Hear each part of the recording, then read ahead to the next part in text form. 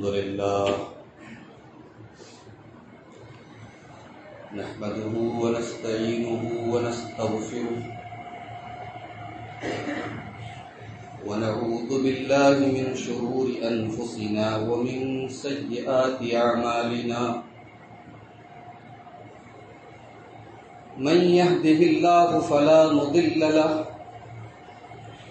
ومن يضلل فلا هادي له وأشهد أن لا إله إلا الله وحده لا شريك له وأشهد أن محمدا عبده ورسوله يا أيها الذين آمنوا اتقوا الله حق تقاته ولا تموتن إلا وأنتم مسلمون يا أيها الناس اتقوا ربكم الذي خلقكم من نفس واحدة وخلق منها زوجها وبث منهما رجالا كثيرا ونساء واتقوا الله الذي تساءلون به والأرحام إن الله كان عليكم رقيبا يا أيها الذين آمنوا اتقوا الله وقولوا قولا سديدا يصلح لكم أعمالكم ويغفر لكم ذنوبكم ومن يطع الله ورسوله فقد فاز فوزا عظيما أما بعد فإن خير الحديث كتاب الله وخير الهدي هدي محمد صلى الله عليه وسلم وشر الأمور محدثاتها وكل محدثة بدعة وكل بدعة ضلالة وكل ضلالة في النار أعوذ بالله من الشيطان الرجيم بسم الله الرحمن الرحيم لقد رضي الله عن المؤمنين إذ يبايعونك تحت الشجرة فعلم ما في قلوبهم فأنزل السكينة عليهم وأثابهم فتحا قريبا. حاضرین جمعہ، دینی و ملی بھائیوں، محترم بزرگوں، نوجوان ساتھیوں، پردہ نشین ماں اور بہنوں، ہمارا یہ عقیدہ ہے کہ جیسے رسول سلیکٹڈ ہیں اللہ کی طرف سے، رسول کو اللہ نے چنا تھا، ویسے ہی رسول کے صحابہ بھی سلیکٹڈ تھے. رسول کے صحابہ کو اللہ تبارک و تعالیٰ نے چنا تھا اپنے نبی کا سپورٹ کرنے کے لیے، اپنے نبی کی مدد کرنے کے لیے، اپنے نبی کا ساتھ دینے کے لیے. اور ہمارے اصلی ہیروز یہی صحابہ کرام.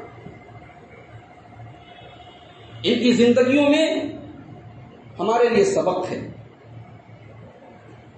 ان کا کاروبار ہمارے کاروبار کے لیے سبق ہے، ان کی قربانیاں دین کے لیے، اللہ کے لیے ہمارے لیے سبق ہے. مگر افسوس کی بات یہ کہ آج ہماری نوجوان نسل تک صحابہ کرام کی سیرت پہنچانے کا کوئی میڈیم ہمارے پاس نہیں. ہمارا جو پورا ایجوکیشنل سسٹم ہے، جو ہمارا تعلیمی نظام ہے، مسلمانوں کے 5% بچے مدرسے جاتے ہیں، 95% بچے اسکول جاتے ہیں، کانوینٹ جاتے ہیں. وہ فریڈم فائٹرز کے بارے میں جانتے ہیں، وہ ہندوستان کی تاریخ کے بارے میں جانتے ہیں، وہ ہمارے ملک کے قومی رہنماؤں کے بارے میں جانتے ہیں، وہ سائنسدانوں کے بارے میں معلومات رکھتے ہیں، وہ دنیا کے مختلف میدانوں کے ہیروز جن کو دنیا نے ہیرو مانا ان کے بارے میں جانتے ہیں. مگر ہمارے دین کے اعتبار سے، ہمارے اسلام کے اعتبار سے جو ہمارے اصل ہیرو ہیں صحابہ کرام، ہماری نوجوان نسل نہیں جانتی. یہ غور کرنے کی بات ہے، یہ منتھن کرنے کی بات ہے. میں نے ممبئی میں اور بعض بڑے بڑے شہروں میں دیکھا کہ مسجدوں میں مکاتب کا ایک نظام ہے. مسجدوں میں باقاعدہ جیسے نماز ہوتی ہے ویسے ایک سسٹم ہے کہ ہر مسجد میں مکتب ہے. اب وہ بچے جو کانوینٹ میں پڑھ رہے ہیں، اسکول میں پڑھ رہے ہیں، وہ 1 گھنٹہ ہی صحیح 2 گھنٹہ ہی صحیح وہ مکتب میں ایک مولوی ہے، ایک ایسا آدمی ہے جو دین کی کچھ حد تک نالج رکھتا ہے، تو وہ ان کو قرآن پڑھاتا ہے، وہ ان کو دین کی بنیادی عقیدے کی کتابیں پڑھاتا ہے، صحابہ کرام کی سیرت کے بارے میں ایک حد تک ان کو معلومات دیتا ہے. تو وہ سسٹم ہمارے یہاں بھی ہونا چاہیے، اس پر ہمیں غور کرنے کی ضرورت ہے. ذی الحجہ کی آج 19 تاریخ ہے اور اسی ذی الحجہ کی 18 تاریخ کو سن 35 ہجری میں حضرت عثمان غنی رضی اللہ تعالیٰ عنہ کی بڑی مظلومانہ اور بڑی دردناک طریقے سے ان کی شہادت. ہماری نوجوان نسلوں کو عثمان غنی کو جاننے کی ضرورت ہے بھائیوں. عثمان غنی کی زندگی میں ہمارے مالدار طبقے کے لیے بھی بہت بڑی نصیحتیں ہیں اور ہمارے نوجوان طبقے کے لیے بہت بڑی نصیحتیں ہیں. بھائی انسان کے پاس کچھ نہیں ہے، غریب ہے، محتاج ہے، اللہ سے ڈرتا ہے، اور ایک انسان کے پاس کروڑوں میں محلوں میں رہتا ہے اور وہ بھی اللہ سے ڈرتا ہے. دونوں میں بڑا فرق ہے. دولت جب آتی ہے تو اپنے ساتھ بڑے فتنے لاتی ہے، بڑی آزمائشیں لاتی ہے، گناہوں کے بڑے موقع دیتی ہے. دولت کی کثرت میں رہ کر کے بھی انسان گناہوں سے بچ جائے، یہ عثمان غنی کی سیرت ہمیں سکھاتی ہے. عثمان غنی اپنے زمانے کے کروڑ پتی ہیں، دولت کا انبار ہے ان کے پاس، اتنی دولت ہے کہ اسلام کے لیے جب قربانی کی ضرورت پڑی صحابہ کرام میں سب سے پہلے کسی کا ہاتھ اٹھایا تو عثمان غنی کا اٹھا. ایک ایسا کروڑ پتی انسان آپ یقین کریں گے وہ تنہائی میں قبرستان جا کے قبروں کو دیکھ کے روتا ہے. کہ آج ہم اپنے معاشرے کے امیروں سے یہ امید رکھتے ہیں، توقع رکھتے ہیں کہ وہ قبرستان جا کے قبروں کو دیکھ کے موت کو یاد کریں، روئیں، آنسو بہائیں، آخرت کو یاد کریں. یہ عثمان غنی ہیں. عثمان غنی قبر کو دیکھتے ہیں تو آنکھوں سے آنسو بہے. کہا جاتا ہے عثمان غنی کیا بات ہے، آپ جنت کی بات پر تو نہیں روتے، جہنم کی بات پہ تو نہیں روتے، یہ قبر دیکھ کے آپ رونے کیوں لگتے ہیں؟ قبرستان کے پاس سے گزرتے تو رونے لگتے ہیں. عثمان غنی کہتے ہیں جب میں قبر کو دیکھتا ہوں تو مجھے اپنے نبی کی ایک بات یاد آتی. اللہ کے پیارے نبی صلی اللہ علیہ وسلم نے فرمایا تھا کہ القبر اول منزل من منازل الاخرہ، قبر آخرت کی پہلی منزل ہے، پہلی سیڑھی ہے. اس منزل سے جو بچ گیا آگے کی منزلیں اس کے لیے آسان ہے. آگے کی تو بعد میں دیکھی جائے گی، پہلے یہ منزل ہے، یہاں جھیلنا ہے. مرتے ہی قبر کا معاملہ شروع ہو جائے گا، یہاں میں کیسے بچ جاؤں اللہ کے عذاب سے، مجھے اس کی فکر ہوتی ہے. یہ عثمان غنی. قرآن کریم ان کا اوڑھنا بچھونا ہے. اللہ تعالیٰ قرآن کریم میں کہتا ہے امن ہوا قانت آناء اللیل، میرے کچھ بندے وہ ہیں جو رات بھر قرآن پڑھتے رہتے ہیں. عبداللہ بن عمر اللہ کی قسم کھا کے کہتے ہیں کہ عثمان غنی ایسے ہی ہے. عثمان غنی وہ انسان ہے کہ جب انتقال ہوا تھا، انہیں شہید کیا گیا تھا، ان کا گلا دبایا گیا تھا، ان کے ہاتھ کی انگلیاں کاٹی گئی تھی، اس وقت بھی ان کے ہاتھ میں قرآن تھا. قرآن کی تلاوت کرتے ہوئے اللہ کا یہ بندہ دنیا سے گیا. قرآن کریم کی فضیلت پر سب سے مشہور حدیث صحیح مسلم کی، خیرکم من تعلم القرآن وعلمہ، تم میں سب سے بہترین انسان وہ ہے جو قرآن کو سیکھے اور سکھائے. اس حدیث کو اللہ کے رسول سے روایت کرنے والے یہی عثمان غنی. عثمان غنی کہا کرتے تھے لو طہرت قلوبنا ما شبعنا من کلام ربنا عز وجل، اگر ہمارے دل پاک اور صاف ہوتے تو اللہ کے کلام سے کبھی جی نہ بھرتا ہمارا، کبھی آسودہ نہ ہوتے، کبھی یہ نہ لگتا کہ ہمیں بہت قرآن پڑھ لیا. اگر ہمارے دل پاک صاف ہوتے. وَإِنِّي لَأَكْرَهُ، اور حضرت عثمان غنی کہتے ہیں مجھے یہ بات ناپسند ہے کہ میرے اوپر کبھی کوئی ایسا دن گزر جائے کہ میں قرآن کو ایک نظر نہ دیکھوں، 24 گھنٹے گزر جائیں اور قرآن پر میری نظر نہ پڑے. یہ عثمان کو روا کرے. یہ اپنے دور کا بہت بڑا بزنس مین کہہ رہا ہے. یہ ہمارے پاس ایک بڑی مصروفیت ہے، بہت بزی ہیں ہم، ہمارے پاس قرآن پڑھنے کا ٹائم نہیں ہے. جمعہ کے دن بڑی مشکل سے ہم 20 منٹ نکال لیتے ہیں. وہ بھی اللہ ماشاء اللہ چند لوگ نکال لیتے ہیں سورہ کہف کی تلاوت کے، ہفتے بھر گزر جاتا ہے ہم قرآن کو اٹھا کے دیکھتے نہیں ہیں میرے بھائی۔ عثمان غنی کی زندگی ہمیں انسپریشن دیتی، سبق دیتی۔ عثمان غنی نے اس دور میں شراب کو ہاتھ نہیں لگایا جب شراب کو ہاتھ لگانا گناہ نہیں تھا، شراب پیتے تھے تو حرام نہیں تھی شراب۔ عثمان غنی نے دور جاہلیت میں بھی اور اسلام کے اندر بھی جب تک شراب حرام نہیں ہوئی تھی اس دور میں بھی عثمان غنی نے کبھی شراب کو ہاتھ نہیں لگایا۔ جس دور میں زناکاری عام تھی عثمان غنی نے اس دور میں بھی اپنے آپ کو زنا سے آلودہ نہیں کیا۔ عثمان غنی حیادار تھے۔ ایک ہوتی ہے نقلی حیا، بھئی ہم سب کے سامنے بڑے شرمیلے ہیں، بڑے حیادار ہیں، اور ہماری جو حیا کی حقیقت ہے وہ ہماری تنہائی میں کھلتی ہے۔ جب ہم اکیلے ہوتے ہیں تب سمجھ میں آتا ہے کہ ہمارے اندر کتنی حیا ہے، ہماری گفتگو، ہمارا رہن سہن وہ ہمیں ہمارے بارے میں بتاتا ہے ہم کتنے حیادار ہیں۔ عثمان غنی سچے حیادار۔ آئیے اللہ کے رسول کی ایک حدیث آپ کو سناتا ہوں۔ ابن ماجہ کی روایت، اللہ کے پیارے نبی صلی اللہ علیہ وسلم فرماتے ہیں، صحیح روایت، ارحم امتی بے امتی ابو بکر، میری امت کے اوپر سب سے زیادہ رحم دل اگر کوئی انسان ہے تو ابو بکر ہے۔ وہ اشدہم فی دین اللہ عمر، اور اللہ کے دین کے بارے میں سب سے زیادہ سخت اگر کوئی ہے تو عمر ہے۔ وہ اصدقہم حیاء عثمان، اور سب سے سچی حیا والا اگر کوئی ہے تو عثمان ہے۔ وہ اقضاہم علی بن ابی طالب، اور سب سے صحیح فیصلہ کرنے والے اگر کوئی ہیں تو علی بن ابی طالب ہیں۔ وہ اقرؤہم لکتاب اللہ ابی بن کعب، اور قرآن کو سب سے زیادہ پڑھنے والا اگر کوئی قاری ہے قرآن کا تو ابی بن کعب ہے۔ وہ اعلمہم بالحلال والحرام معاذ بن جبل، اور حلال و حرام کو سب سے زیادہ اگر کوئی جاننے والا ہے تو معاذ بن جبل ہے۔ وہ افردہم زید بن ثابت، اور علم فرائض کا، زمین جائیداد کے بٹوارے کا جو علم ہوتا ہے اس کی سب سے زیادہ نالج اگر کسی کو ہے تو زید بن ثابت کو ہے۔ وَإِنَّ لِكُلِّ أُمَّةٍ أَمِينًا وَأَمِينُ أُمَّتِي أَبُو عُبَيدَةُ بْنُ الْجَرَّاحِ، اور ہر امت کے اندر ایک امین ہوتا ہے، ایک ایماندار ہوتا ہے، اور میری امت کے اندر سب سے ایماندار اگر کوئی ہے تو ابو عبیدہ ابن جراح رضی اللہ تعالی۔ یہ صحابہ کرام کی کوالٹیز اللہ کے رسول نے اس حدیث میں بتائی، اس میں عثمان غنی کی کوالٹی آپ نے بتائی کہ حیادار، سچی حیا۔ اما عائشہ فرماتی ہیں، صحیح مسلم کی روایت ہے، اللہ کے رسول لیٹے ہوئے ہیں میرے کمرے میں، میرے حجرے میں، اتنے میں حضرت ابو بکر رضی اللہ تعالیٰ عنہ آئے۔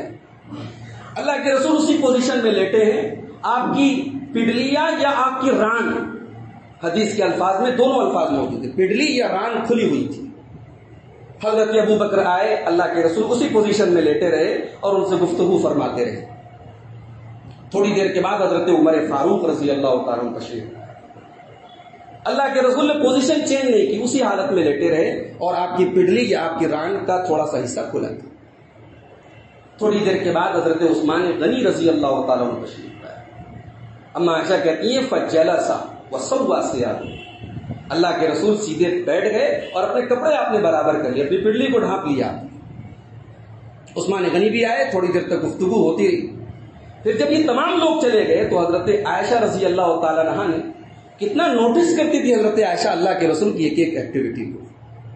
کہا کہ اللہ کے رسول مجھے یہ بات سمجھ میں نہیں آئی، میرے والد آئے فلم تحتش لہ ولم تبال، آپ نے کپڑا سیدھا نہیں کیا، آپ نے اپنی پوزیشن چینج نہیں کی۔ عمر فاروق آئے، آپ نے پوزیشن چینج نہیں کی۔ عثمان غنی آئے، آپ نے کپڑا سیدھا کر لیا، آپ سیدھے بیٹھ گئے۔ تو رسول اکرم صلی اللہ علیہ وسلم نے جو جملہ ارشاد فرمایا وہ عثمان غنی کی فضیلت بتاتا ہے میرے بھائیوں۔ نبی نے فرمایا الا استحیی من تستحیی منہ الملائکہ، اے عائشہ کیا میں اس انسان سے حیا نہ کروں جس سے فرشتے بھی حیا کریں؟ میرے نوجوان بھائیوں، عثمان غنی ایسے حیادار تھے۔ اللہ کے نبی نے ایسے ہی اپنی دو دو بیٹیاں ان کے نکاح میں نہیں دی تھی۔ بھائی آدمی رشتہ کرتا ہے بڑا سوچ سمجھ کے کرتا ہے، اور نبی نے ایک بیٹی کی وفات کے بعد دوسری بیٹی دے دی۔ آج بدتمیز لوگ حضرت عثمان غنی کے اوپر اعتراض کرتے ہیں، کہتے ہیں ان کی پالیسیاں صحیح نہیں تھی، ان کے اندر یہ تھا وہ تھا۔ انسان کو اپنی لگام، اپنی زبان کو لگام دینی چاہیے۔ نبی جس کو اپنا داماد بنائے، ڈبل داماد بنائے، ذو النورین جن کو لقب ملے، تم اس کے بارے میں زبان دراز کرتے ہو۔ اور امت کا ایک عقیدہ یاد رکھو، پوری امت کا اجماعی عقیدہ ہے یہ امت کا، پوری امت کی کا آئیڈیا ہے، پوری امت کا نظریہ، اس کو دماغ میں فٹ کر لو، بٹھا لو. اور یہ آج سے نہیں، صحابہ کے دور سے یہ عقیدہ ہے. بخاری کی روایت ہے، حضرت عبداللہ بن عمر کہتے ہیں کننا لا نعدل فی عہد رسول اللہ صلی اللہ علیہ وسلم بأبی بکر احدا، ہم رسول کے زمانے میں ابو بکر کا درجہ کسی کو نہیں دیتے. آج بعض لوگ اپنی اذان میں یہ آواز دیتے ہیں کہ حضرت علی رضی اللہ تعالیٰ عنہ اللہ کے رسول کے پہلے خلیفہ تھے، خلیفتہ بلا فصل. قوالیوں میں گایا جاتا ہے علی، علی کا پہلا نمبر. یہاں عبداللہ ابن عمر صحابی رسول ہیں اور پورے صحابہ کا عقیدہ بتا رہے ہیں کہ ہم رسول کے زمانے میں ابو بکر کا درجہ کسی کو نہیں دیتے تھے، ثم عمر، اور ابو بکر کے بعد عمر کا درجہ کسی کو نہیں دیتے تھے، ثم عثمان، اور عمر کے بعد عثمان کا درجہ کسی کو نہیں دیتے تھے. یہ ٹاپ 3 صحابہ ہیں. حضرت علی رضی اللہ تعالیٰ عنہ کا درجہ ان کے بعد ہے. حضرت علی کی اپنی کچھ خصوصیات ہیں. بہت سارے موقع پر اللہ کے رسول نے ان کو جو فضیلت دیا وہ کسی اور کو نہیں دیا، وہ ایک الگ میٹر ہے. مگر آپ فضیلت کی بات کریں، آپ کیٹیگری کی بات کریں، آپ درجہ بندی کی بات کریں، تو اللہ کے رسول کے صحابہ میں ٹاپ 3 صحابہ ابو بکر، عمر، عثمان، اور اس کے بعد 4 نمبر پہ، 4 نمبر پہ حضرت علی رضی اللہ تعالیٰ. حضرت عثمان غنی کو ایک خاص بات اور حاصل تھی.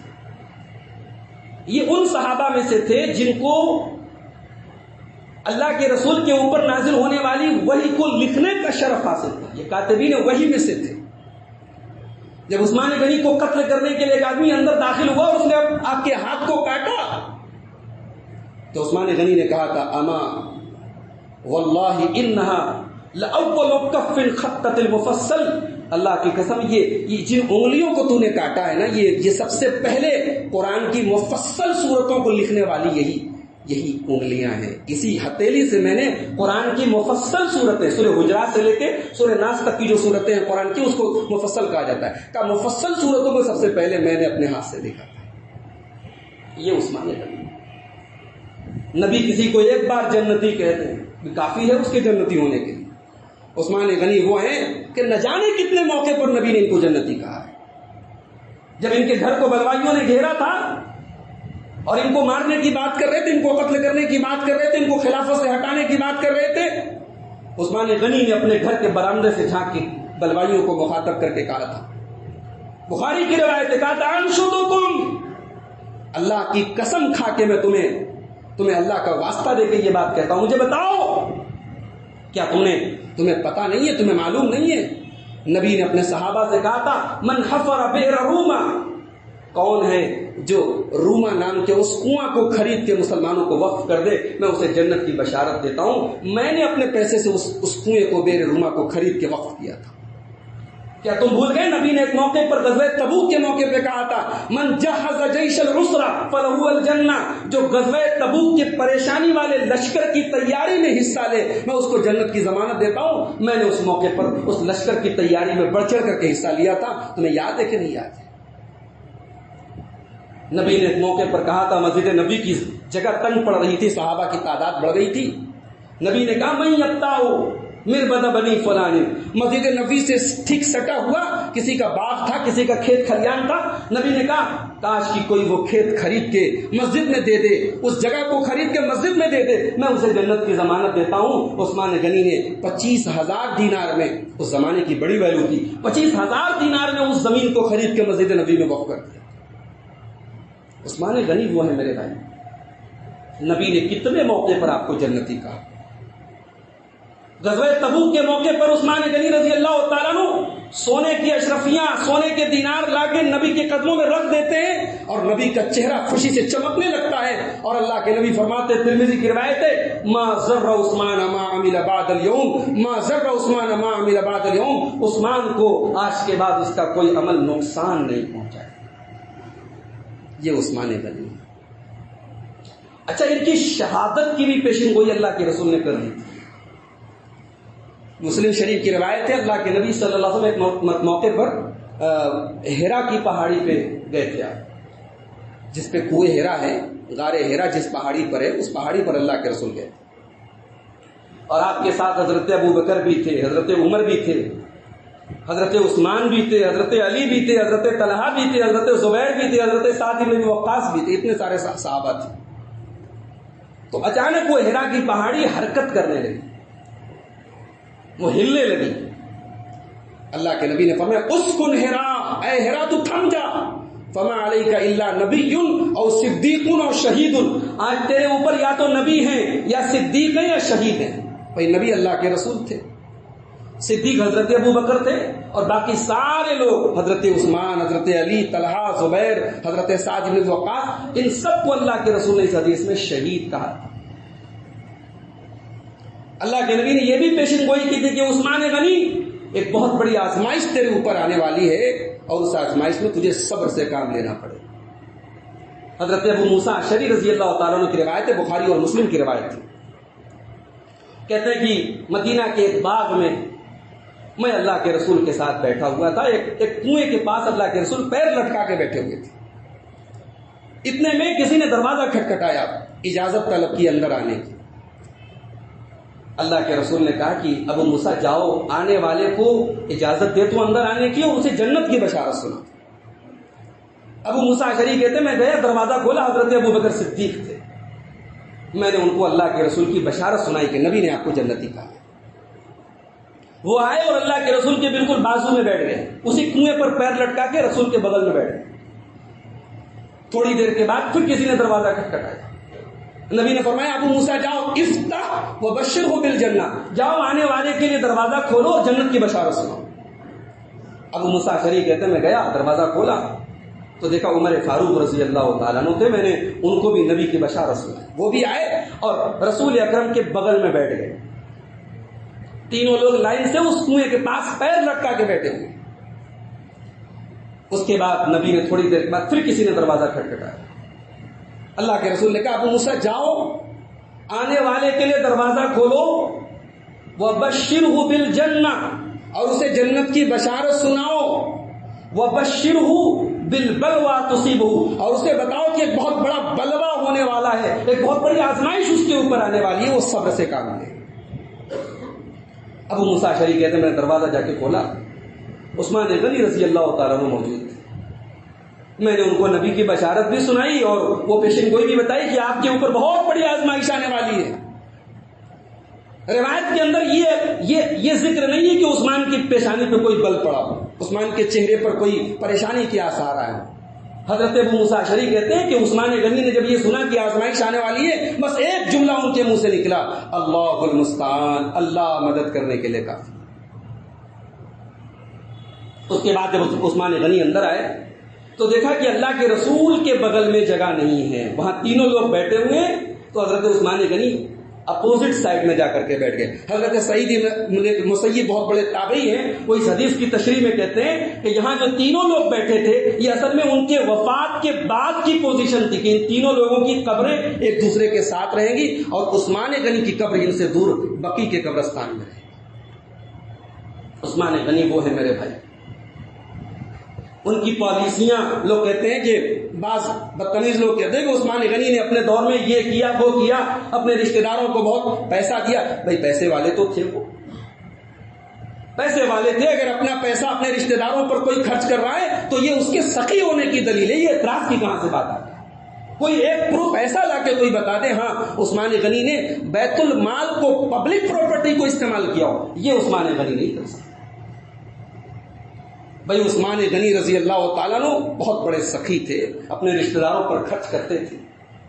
12 سال انہوں نے حکومت کی، اور ان کا 12 سال کا دور اسلامی تاریخ کا گولڈن ایج ہے، بہترین دور ہے اسلامی تاریخ، اسلامی فتوحات کے اعتبار سے۔ افریقہ کے زیادہ تر علاقے ان کے دور میں فتح ہوئے، ملک شام پورا کا پورا ان کے دور میں مسلمانوں کے قبضے میں آیا، مصر کے آس پاس کے سارے علاقے ان کے دور میں فتح ہوئے۔ پہلا بحری بیڑا، سمندر کے راستے پہلا جو اسلامی لشکر گیا تھا وہ عثمان غنی رضی اللہ عنہ کے دور میں گیا تھا۔ اسلامی فتوحات کے اعتبار سے، ترقی کے اعتبار سے، خوشحالی کے اعتبار سے اسلامی حکومت کی سب سے گولڈن ایج تھا عثمان غنی رضی اللہ تعالیٰ عنہ کا 12 سال کا دور۔ لیکن ہاں اس کی ایک تاریخ ہے، ایک پس منظر ہے، ایک بیک گراؤنڈ ہے کہ ایک طبقہ اٹھا ایک جماعت اٹھی، ایک گروہ اٹھا، عبداللہ ابن سبا نام کا ایک یہودی، اس نے اپنے آپ کو مسلمان ظاہر کیا اور پھر اس نے کنونسنگ شروع کی، لوگوں کو کا برین واش کرنا شروع کیا، اپنا ایک جتھا تیار کیا اور حضرت عثمان غنی کے خلاف دنیا بھر کے اعتراضات کرنے شروع کیے۔ لیکن آپ یہ بات یاد رکھیے کہ اس پورے میٹر میں عثمان غنی رضی اللہ تعالیٰ عنہ حق پر تھے۔ یہ ہمارا موقف ہے، یہ ہمارا اسٹینڈ ہے، اور یہ اسٹینڈ کیوں ہے؟ کیونکہ نبی نے کہا تھا عثمان حق پر ہو۔ ترمذی کی روایت ہے، حضرت کعب بن عجرہ رضی اللہ تعالیٰ عنہ کہتے ہیں کہ اللہ کے رسول صلی اللہ علیہ وسلم نے ایک مرتبہ فتنوں کا ذکر کیا۔ نبی نے کہا میرے بعد فتنے آئیں گے اور بہت جلد آئیں گے۔ بھائی سن 35 ہجری میں عثمان غنی کا انتقال ہوا ہے، سن 11 ہجری میں اللہ کے رسول کی وفات ہوئی۔ کتنے سال کا دور ہے؟ 24 سال۔ نبی نے کہا میرے بعد فتنے آئیں گے اور بہت جلد آئیں گے۔ حضرت کعب بن عجرہ کہتے ہیں ابھی اللہ کے رسول گفتگو کر رہے تھے، اتنے میں ایک آدمی وہاں سے گزرا، وہ اپنا سر ڈھانپے ہوئے تھا، سر پہ کچھ کپڑا وغیرہ اوڑے ہوئے تھا، سر نظر نہیں آ رہا تھا۔ نبی نے اشارہ کر کے کہا ھذا یومئذ علی الہدی، جب فتنوں کا وہ دور آئے گا یہ انسان حق پر ہوگا، یہ انسان ہدایت پر ہوگا۔ حضرت کعب بن عجرہ کہتے ہیں میں جلدی سے اٹھا اور میں نے کندھا پکڑ کے دیکھا تو عثمان غنی تھے۔ میں نے پھر نبی کی طرف پلٹ کے کہا اے اللہ کے رسول آپ ان کی بات کر رہے ہیں، ھذا کیا یہ حق پر ہوں گے؟ نبی نے فرمایا ہاں یہ حق پر۔ تو عثمان غنی کی پالیسیوں پر اعتراض اگر کوئی کرتا ہے وہ نبی پر اعتراض کرتا ہے۔ نبی نے کہا عثمان غنی اس فتنے کے دور میں حق پر ہوں۔ خطبہ جمعہ ہے، مختصر سا وقت ہے، ٹائم ختم ہو رہا ہے۔ عثمان غنی رضی اللہ عنہ کی شہادت بڑا دردناک واقعہ ہے میرے بھائی، مگر اسلام ہمیں شہادتوں کا ذکر کر کے ان کی یاد منانے کا حکم نہیں دیتا۔ اسلام ہمیں یہ تعلیم نہیں دیتا کہ ہم 18 ذی الحجہ کو یوم شہادت عثمان غنی منائیں، ہم 1 محرم کو یوم شہادت عمر ابن خطاب منائیں، ہم 10 محرم کو یوم شہادت حسین منائیں۔ اسلام شہادتوں کو منانے کا حکم نہیں دیتا، لیکن ہاں شہادت بڑی دردناک ہے۔ اس سال جس سال حضرت عثمان غنی کی شہادت ہوئی تھی ایک بیماری پھیلی تھی مدینہ میں، نخسیر پھوٹنے کی۔ یہ بیماری حضرت عثمان غنی کو بھی ہو گئی تھی۔ ہر سال وہ حج کرنے جاتے تھے، اس سال اس بیماری کی وجہ سے وہ حج کرنے نہیں گئے۔ صحابہ کرام کی اکثریت حج کے سفر پہ گئی تھی۔ مدینہ کے اندر بلوائیوں کی ایک بڑی جماعت آ چکی تھی، ڈیرا ڈال چکی تھی، اور انہوں نے حضرت عثمان غنی کے گھر کو گھیر رکھا۔ کافی دنوں تک حضرت عثمان غنی اور بلوائیوں کے درمیان گفتگو چلتی رہی۔ وہ ماننے کے لیے تیار نہیں، تو ان کا ایک ہی مطالبہ تھا آپ خلافت چھوڑ دیں، ہم کسی اور کو خلیفہ بنائیں گے، آپ کی خلافت ہمیں منظور ہے۔ عثمان غنی رضی اللہ تعالیٰ نے کہا یہ نہیں ہو سکتا۔ کیوں نہیں ہو سکتا؟ مجھے خلافت سے محبت ہے، مجھے کرسی سے پیار ہے، مجھے عہدے سے پیار ہے۔ نہیں، ایسا نہیں، میرے نبی نے مجھ سے ایک وعدہ لیا تھا۔ میرے نبی نے کہا تھا یا عثمان عسى ان يلبسك الله قميصا، اے عثمان اللہ تعالیٰ تجھے ایک کرتا پہنائے گا۔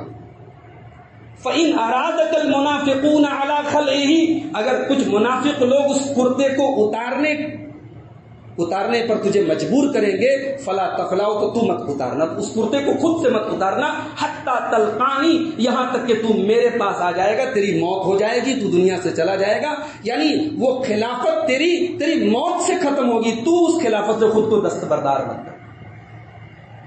یہ حضرت عثمان غنی کا اسٹینڈ تھا۔ کچھ جو صحابہ مدینہ میں تھے ان کا یہ مطالبہ تھا عثمان غنی سے کہ آپ ان بلوائیوں کے خلاف تلوار اٹھائیں، ان سے جنگ کریں۔ عثمان غنی نے کہا نہیں، میں ان سے جنگ نہیں کروں، میں امت کو یہ میسج نہیں دینا چاہتا کہ اپنی خلافت کو بچانے کے لیے میں نے ان بلوائیوں کو قتل کیا۔ بہرحال یہ نماز پڑھتے ہیں، یہ کلمہ گو ہیں، مسلمان ہیں، یہ میرے دشمن ہیں، میری ان سے دشمنی ہے، میں امت کے مفاد کی خاطر ان سے لڑنے کی اجازت نہیں دے سکتا۔ عبداللہ ابن زبیر رضی اللہ تعالیٰ عنہ نے کہا کہ عثمان غنی ان سے لڑنا حلال ہے، یہ دور کے وقت کے خلیفہ کے خلاف یہ بغاوت کرے، ان سے لڑائی حلال ہے۔ عثمان غنی نے کہا جتنے لوگ میری اطاعت کرتے ہیں میں سب کو اللہ کی قسم کھا کے سب کو واسطہ دیتا ہوں، اللہ خبردار اپنے ہاتھ اور اپنی تلوار کو روکے رکھو، جو میرا مددگار ہے وہ نہ اپنا ہاتھ اٹھائے گا نہ تلوار اٹھائے گا۔ 18 ذی الحجہ کی وہ صبح سن 35 ہجری عثمان غنی رضی اللہ تعالیٰ کے گھر میں یہ سب داخل ہوئے۔ پہلے ان کا گلا گھوٹا انہوں نے، اور گلا گھوٹنے کے بعد اس ملعون نے جس نے گلا گھوٹا تھا وہ باہر آ کے اپنے ساتھیوں سے کہتا ہے کہ یہ میں نے جس کا گلا دبایا ہے یہ بڑا نرم گلا تھا، اس سے زیادہ نرم چیز میں نے دنیا میں نہیں دیکھی. میں نے گلا دبایا تو اس کی جان ایسے نکل رہی تھی جیسے سانپ کی جان، سانپ تڑپ تڑپ کے مرتا ہے، میں نے ان کو تڑپ تڑپ کے جان نکلتے ہوئے دیکھا. علامہ ابن کثیر رحمۃ اللہ علیہ کہتے ہیں کہ عثمان غنی کا گلا دبایا، پھر ان کا سر تن سے جدا کیا، ان کی انگلیاں کاٹی، ان کے خون کا جو پہلا قطرہ گرا تھا اسی مصحف پر، اسی قرآن پر جس کی وہ تلاوت کر رہے تھے، اور اتفاق سے قرآن مجید کا پہلا پارہ اور سورہ بقرہ کی آیت نمبر 137 پر عثمان غنی کے خون کے قطرے گرے تھے. فَسَيَكْفِيكَهُمُ اللَّهُ وَهُوَ السَّمِيعُ الْعَلِيمُ، ان قریب اللہ ان کے لیے کافی ہو جائے گا، اللہ ان سے انتقام لے لے گا، اللہ سب کچھ سننے والا جاننے والا. اسی آیت پر عثمان غنی کے خون کا پہلا قطرہ. اب تاریخ ہمیں بتاتی ہے عثمان غنی کو قتل کرنے والے جتنے لوگ تھے اس میں سے ہر آدمی قتل ہوا تھا، اس میں سے کوئی آدمی بچا نہیں تھا. اللہ نے سب کو ان کے انجام تک پہنچایا. مگر میرے بھائیوں، عثمان غنی تو اپنی ایک لمبی عمر گزار کے گئے تھے، 84 سال کی ان کی عمر تھی. وہی کوئی نوجوانی کی عمر میں ان کا انتقال نہیں ہوا تھا. مگر ان کی شہادت کے ذریعے امت میں جو فتنے شروع ہوئے، مسلمان کی تلوار جو مسلمان پر اٹھنا شروع ہوئی، وہ سلسلہ آج تک ختم نہیں ہوا. عثمان غنی نے اس موقع پر ان بلوائیوں کو جو باتیں کہی تھی اس میں ایک بات یہ بھی کہی تھی کہ میری بات نوٹ کر لو کہ اگر تم نے مجھے قتل کر دیا تو کبھی آپس میں ایک دوسرے سے محبت نہیں کر سکو گے. اگر تم نے مجھے قتل کر دیا کبھی ایک جماعت پر قائم نہیں رہو گے. نماز جو تمہیں ایک جماعت ایک امام کے ساتھ پڑھتے ہو تمہارے اندر تفرقہ اور پھوٹ پڑ جائے گی اور تمہاری تلوار مسلمانوں کے خلاف اڑ جائے گی. علامہ ابن کثیر کہتے ہیں کہ حضرت عثمان غنی کا ایک ایک حرف صحیح ثابت ہوا اور انہوں نے جو پیشن گوئی کی تھی وہ پیشن گوئی بالکل ٹھیک. تو میرے بھائیوں، میرے نوجوان ساتھی، یہ عثمان غنی تھے. ان کی زندگی ہمارے لیے بڑی عبرت ہے، بڑی نصیحت ہے. خاص طور سے قرآن کے ساتھ ان کا جو تعلق تھا اور ان کی شرم و حیا تھی، ان کی سخاوت تھی، اللہ کے دین کے لیے قربانی کا جو جذبہ تھا، اس سے ہمیں سیکھنے کی ضرورت ہے. اللہ سے دعا ہے رب العالمین ہمیں تمام صحابہ کرام سے محبت کرنے کی اور ان کی زندگیوں کے مطابق اپنی زندگیوں کو ڈھالنے کی توفیق عطا فرما. رب العالمین ہمارے نوجوانوں کو عثمان غنی کے جیسا حیادار بنا دے. رب العالمین ہمارے مالداروں کو ان کے جیسا سخی بنا دے. رب العالمین ہمیں قرآن سے محبت کرنے والا بنا دے. رب العالمین ہمیں دین کے لیے جینے اور دین کے لیے مرنے والا بنا دے. رب العالمین ہمیں سے جو بیمار ہیں ان کو شفا کامل عاجل عطا فرما. جو روزگار سے پریشان ہیں ان کے روزگار میں برکت نصیب فرما. جو ذہنی اور جسمانی تکلیفوں اور پریشانیوں میں ہیں اللہ سب کی پریشانیاں دور فرما دے. جب تک دنیا میں زندہ رہیں اسلام پر زندہ رہیں اور خاتمہ ہم سب کا ایمان پر ہو. وآخر دعوانا الحمدللہ رب العالمین.